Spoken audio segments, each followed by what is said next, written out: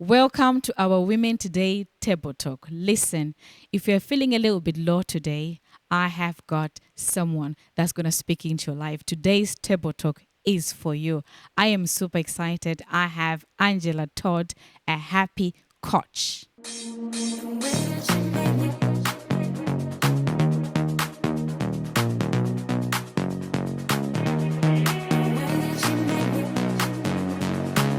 Hello, welcome to our Women Today Table Discussion.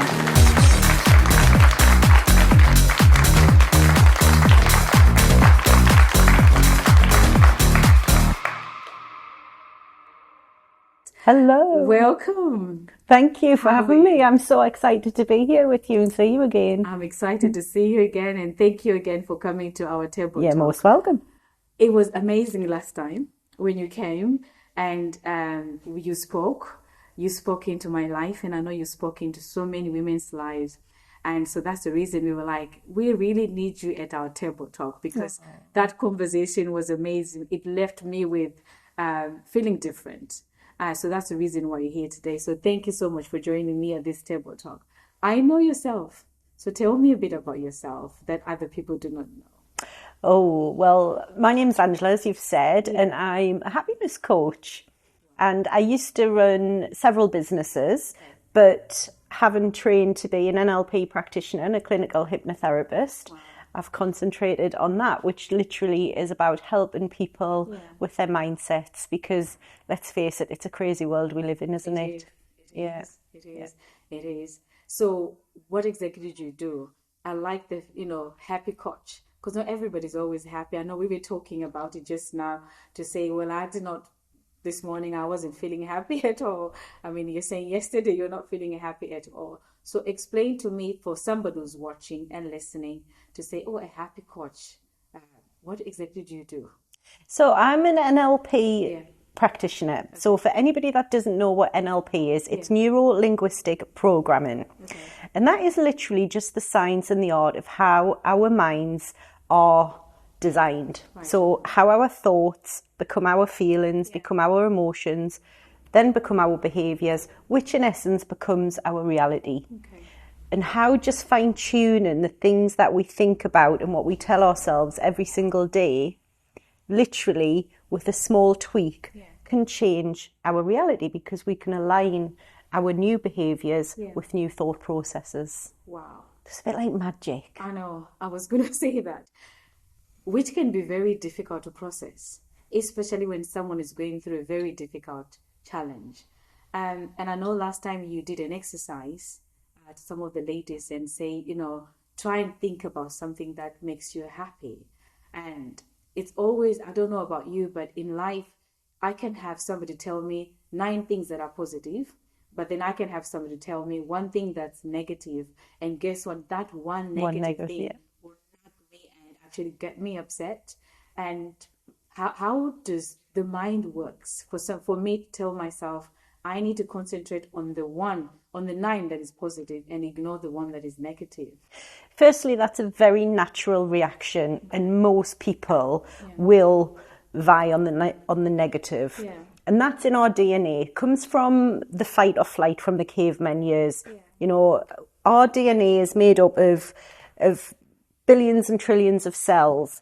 And from historic times, the cavemen always lived in, or cave people lived in fight or flight mode.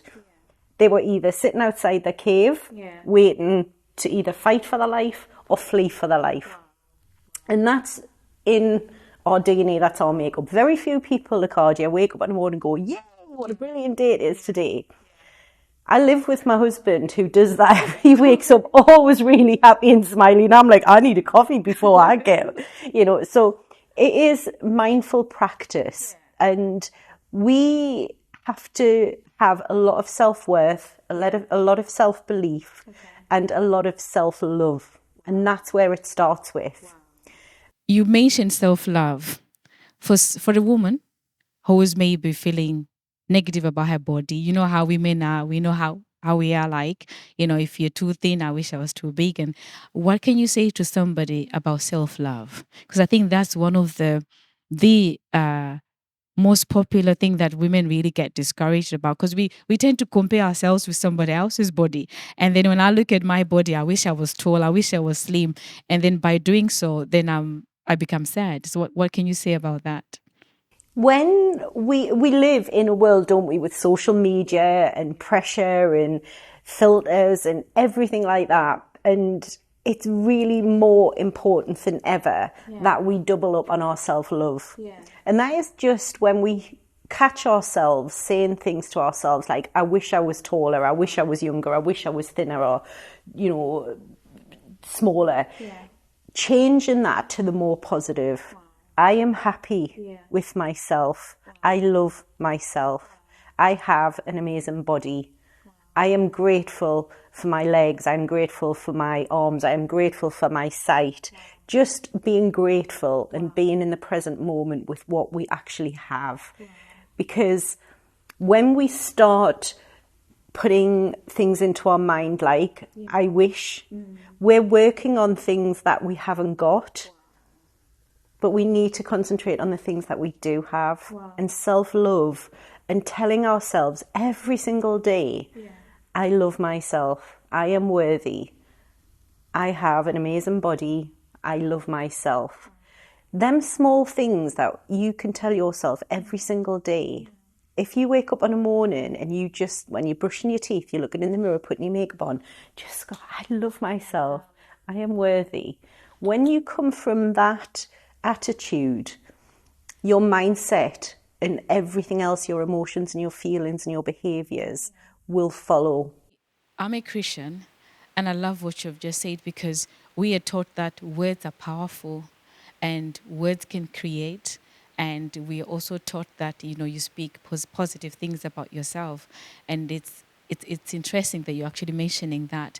It's something that we are not aware of, that you can actually speak, or when you're feeling like that, learn to speak and say those things about yourself. Because we tend to just complain. I wish I was like this. I wish I was that. What you said is quite profound, because you said this word that you said, we have to be grateful, which is something that most people are not. Instead of me being grateful for the legs that I have, even though they are short, I have to think about somebody who's actually in the wheelchair. And, you know, so sometimes we don't really think about things like that. And, you know, as women, again, you know, women today is about empowering women. We tend to struggle a lot about whether it's relationships, or I can say maybe for somebody who's gone through maybe abuse, we've gone through divorce, we've gone through like the most difficult situations in life. It can be so hard for them to really try and think in a positive way. Talk to me about that. Like for people who are in, I know maybe they need to do exactly something similar, but you're talking about somebody who've lost their parents, or have lost their, you know, a family member, or have gone through a difficult challenge. How can they really push themselves to be happy, or to wake up being happy? Besides, okay, yes, I'm grateful. Yes, I'm happy for this. But somehow I feel like I've lost. So you're talking to people that I feel like I've lost something. Loss and grief are palpable. We've all, every single person who has somebody or something to love, when they lose that person or that thing, they will feel grief and loss, and that's okay. And we have to lean into our emotions. We can't pretend that we're happy when we're not. We have to look at, you know, the emotions that we're feeling, really welcome them in, but appreciate that we don't have to sit in that grief every single moment of the day. One of the things I was taught from a grief counsellor years ago when I lost my mum was lean into the day and don't think about tomorrow, don't think about yesterday, just think about today. And if you want to smile and you want to laugh, that's great. But if you want to cry and you want to feel sad, then that's okay as well. You can't force your emotions, because if you don't deal with them emotions, you will end up dealing with them down the line. And generally that will come out in some form of illness. So appreciate and respect the fact that the emotions are powerful, but lean into the fact that we can still enjoy life because we are here, and we owe that to the people or the things that are not here anymore. Do you know, what you're saying is, it's reminding me of what my mom used to say. She used to say, don't put any dirty under the carpet. We tend to sort of like, it's dirty here, let me sweep everything under the carpet. But then it will come a time where the carpet needs to be open and then everything is out. And that's where people can really struggle. And so how does hypnotherapy work? So hypnotherapy, I'm a clinical hypnotherapist. And when I work with my clients as an NLP practitioner, so I work with clients who are perhaps not feeling self-love, self-worth, self-belief. They're not feeling... A lot of people you see, Locardia, they are so confident on the outside, but internally they are really suffering. So with the practice of coaching and through the NLP, reprogramming your mindset, so changing the I can't to the I cans, I'm not to the I ams, and all the positive statements rather than the negative statements we tell ourselves. Hypnotherapy just taps into the unconscious mind. So the unconscious mind holds every memory, thought, experience that we've had from birth. And we have habits and behaviours. So when we tap into the unconscious mind, putting somebody into a nice, relaxing trance, it's just really relaxing. And then we just go into the unconscious mind and we just tweak the self-love, the self-belief, the confidence, whatever we want to work on, we just tap them behaviours and change the behaviours in the unconscious mind. So how do you do that? Imagine you want to change that with myself. So do you speak things into my mind? Do you ask you questions? What exactly do you do? When people talk about hypnotherapy, I think they kind of think it's like stage hypnotherapy, where you're going to get up and be made to run around, doing silly things. And it's not that at all. I would put you into a really nice, relaxing state. So it would just be we do some breath work, because not many of us actually breathe properly. We breathe quite shallow from our chest, so we do some really nice, deep, relaxing breath work. In through the nose, out. And then I would do a relaxing trance. So it kind of just talk to you in a completely different way, very relaxing. And I tell you a story and I just take you off into another little world until you're in a very relaxed mode. Okay. I feel like you're already relaxing me at the moment. And then from there, what we would do is we would work with your unconscious mind. And generally, I would ask you to change different things within your mindset. We talk about what you want to change. We talk about the issues you want to address. And it's all agreed with yourself before we go into the hypnosis. So we can, for instance, I take you into your unconscious mind, into where all your thoughts are stored. And then from there, you can change, it's very complex, but you can change. If you were to grade, for instance, your confidence from 1 to 10, and you came to me with a very low confidence and you graded yourself 2, you can go into your unconscious mind in trance and change that and change the setting on your confidence button, if you like, or your self-love or your self-worth or your happiness. It's incredible to see. No, it's really incredible. It's sounding really incredible. And I'm hearing a balanced life, yeah? And so what are the benefits of balancing that? And I'm hearing being sensitive and being aware of your, the negative and the positive emotions and turning the negative into positivity. So what are the benefits of living a balanced life for somebody who's listening? So when we are consciously aware of how we live, and what we do every single day, so how we think and how we behave. Because a lot of people live on you've seen the meme, haven't you? The sleep, eat, work, repeat. And you go through your day, you've eaten your lunch without even thinking about what you've ate. You've picked at the biscuits without even realising that you've had half a packet of biscuits. But when we every single day have conscious awareness about how we actually behave and our habits, we can then start to change them. So I work with clients, and when we look at the 12 different pillars of life, starting from nutrition right through to fun, so going from nutrition, energy, career, all the different things that we have in life, I get them to grade from 1 to 10. 1 being the lowest, 10 being the highest. And then what we do is we start looking at the areas that are graded high. So you may be flourishing in your career, but you're flourishing so well in your career, you're forgetting about your family. Exactly.